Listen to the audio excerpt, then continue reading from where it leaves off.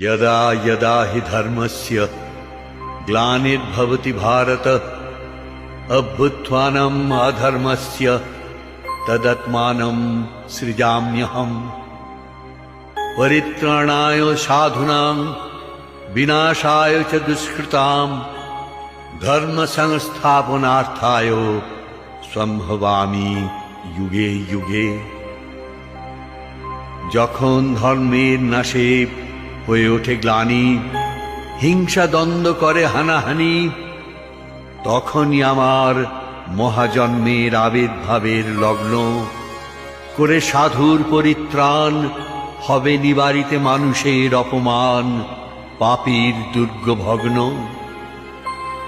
সেই মানব ত্রাতা মহামানব নূতন জন্মের জন্য প্রস্তুত হচ্ছেন। উদয় শিখরে বাজে